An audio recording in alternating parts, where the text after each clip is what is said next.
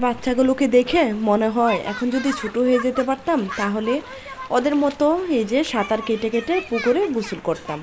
ছোটোবেলা কত পুকুরে গোসল করছি, আর এখন বড় হয়ে গেছি, অন্যের বাড়ির বউ হয়ে গেছি, মন চাইলেও পুকুরে সাঁতার কেটে গোসল করতে পারি না। কারণ আমাদের ফ্যামিলির মধ্যে, আমার শ্বশুরবাড়ির ফ্যামিলির মধ্যে পুকুরে গোসল করা বউদের নিয়ম নাই। যদি পুকুরে চতুর্থ সাইডে বেড়া থাকতো তাহলে গোসল করতে পারতাম। ওদিকে তো রাস্তা, লোকজন যায়, তাই কোনো গোসল করার আর কি অনুমতি পাই নাই।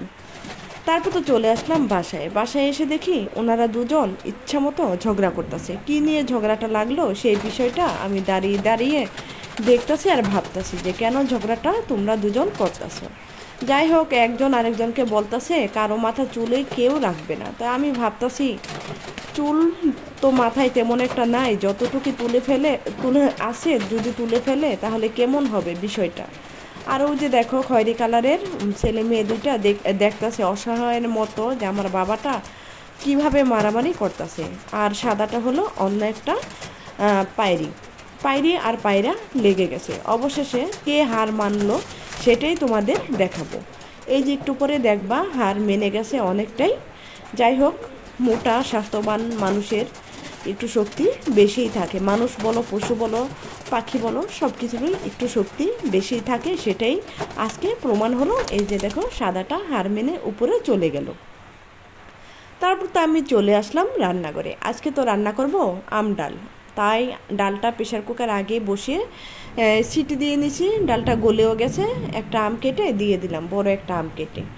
আর এখন আমি ডালটা বাগার দিয়ে দিব। আর গ্রামের বাড়ি থাকার একটা মজা কি জানো? টাউনে কিন্তু একটা আমও কিনে খেতে হয়, আর গ্রামের বাড়ি আমাদের আম কিনে খেতে হয় না। নিজের গাছের আম না থাকলেও অন্যের গাছতলা দেখা যায় পড়ে থাকে, চাওয়াও লাগে না, তারপরে চেয়ে আনতে হয়। আমাদেরও গাছ আছে, আমাদের নিজের গাছের আমই।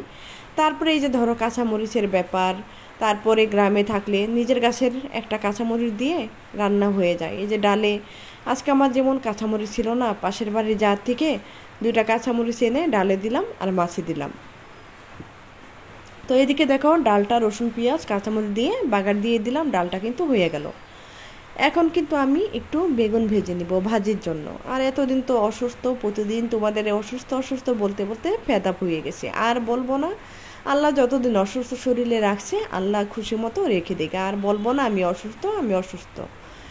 আর এই যে দেখো বেগুনটা হলুদ মরিচ লবণ মেখে ভেজে নিতেছি। ভসটা দিতে গেলেই কাশি চলে আসে। আর আমি কিন্তু আজকে ছোটো একটা ভিডিও নিয়ে চলে আসছি, তোমরা ভিডিওটা স্কিপ করে দেখো না। আর আমি বিকালে যখন ভয়েস দিতেছি তখন আমাদের এখানে বৃষ্টি হচ্ছে। আর এই বৃষ্টির সিনারিটা আমি তোমাদের কালকে দেখাবো যদি অনেক বৃষ্টি হয়ে যায়। আর জানো না, আমি কিন্তু ছোট ভিডিও দিতেছি, বললাম না শরীরটা অসুস্থ, তাই তোমরা ছোট ভিডিওটা প্লিজ স্কিপ না করে দেখে নিও। তোমরা আমাকে ধোঁকা দিও না, আমি কিন্তু তোমাদের ধোঁকা দিই না। কেননা আমি কিন্তু তোমাদের ভিডিওগুলো ইনশাল্লাহ বলে ফুল ওয়াচ করি, যারটা ইনশাল্লাহ না বলি পুরাটাই কমেন্ট করে বলে দিই ভিডিওটা দেখে নিয়েছি। কিন্তু তোমরা কি করো, আমার ভিডিওটা যদি তোমরা দেখেই থাকো তাহলে কেন আমার সেই টাইমটা উঠে না, ওয়াচ টাইমটা কিন্তু একেবারেই বাড়তেছে না, জানি না কেন। আর ভিউর অনেক কমে গেছে, সেটা বলার কিছু নাই। সবাই অসুস্থ, ঈদের বন্ধ, সব কিছু ছুটিমাটা নিয়ে সেটা তো বুঝতেই আছি। একবার ভাবছিলাম রাগ করে আর ভিডিওই দিব না। রাগ করব কার সাথে? বিড়ালের সাথে রাগ করে শুধু ভাত খেলে কি হবে বলো? কাদের সাথে রাগ করব? তারা কি আমাকে দেখবে আমি রাগ করছি না কি করছি? তাই ভাবলাম আবারও ভিডিওটা দিই। অসুস্থ শরীরে ভিডিও দিই, কিছুদিন তো গ্যাপ গেছে, তার জন্য আমার চ্যানেলটা ড্যামেজও হয়ে যেতে পারে, সেটা ভেবে আবার এখন প্রতিদিন ভিডিও দেওয়া শুরু করে দিলাম। আর আগে তো রোজার জন্য আমি ভিডিও দেওয়ার টাইমটা চেঞ্জ করছিলাম, বিকাল 4টা কিংবা 5টার দিকে দিয়ে দিতাম, যখন সময় পেতাম তখনই দিয়ে দিতাম। এখন কিন্তু টাইমটা চেঞ্জ করে দিব, 6টা কিংবা 7টার দিকে ভিডিওটা ছেড়ে দিব। আর 6টা বা 7টা কেন বললাম, সবসময় তো কারেন্টটা ঠিকটা টাইম মতো থাকে না, তার জন্য 2টা টাইম বেছে নিলাম। তোমরা এই টাইমে আমার ভিডিওগুলো দেখে নিও।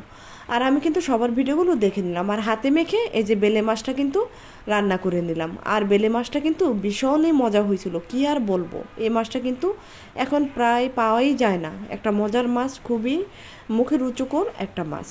এই মাছটা খেলে কিন্তু এভাবে রান্না করে খেলে 1 প্লেট ভাত নিমিশেই শেষ হয়ে যাবে। তো মাছ, ডাল, তারপর ভাজি, বেগুন ভাজি হয়ে গেল। এখন আমি একটু তোমাদেরকে বাগানটা একটু ঘুরিয়ে দেখাবো। ঘুরিয়ে দেখার পরে আমি চলে যাব ভাত খাওয়ার জন্য। ভাত খাবো, সেটা তোমাদের সঙ্গে শেয়ার করব। আর আমার নতুন বন্ধু যারা আসছো তাদের উদ্দেশ্যে আমাদের বাগানটা একটু ঘুরিয়ে দেখাই। পুরান বন্ধুরা তো প্রতিদিনই দেখো, আর আমার বাগানটা কিন্তু আমি প্রতিদিনই দেখাই, কারণ আমার প্রিয় ভালোবাসার মানুষগুলো আমার এই বাগানটা, আমাদের এই বাড়িটা খুব পছন্দ করে। তাই আমি ভাবি প্রতিদিন এক নজর করে আমাদের বাড়ির দৃশ্যটা আর বাগানটা সবাইকে দেখিয়ে দিই। আর তোমরা যারা এই পর্যন্ত আছো, ভালো লাগলে প্লিজ একটা লাইক দিয়ে দিও। যারা ভুলে গেছো তাদের অনুরোধ রইল লাইকটা দিয়ে ভিডিওটা শেষ করো। তারপর তো বাগান তো দেখা শেষ হয়ে গেল, এখানে আমি খেতে বসে গেলাম। খেতে খেতে তোমাদের সঙ্গে একটা গল্প বলি। নদীর পাড়ে দুইটা লোক দাঁড়িয়ে আছে।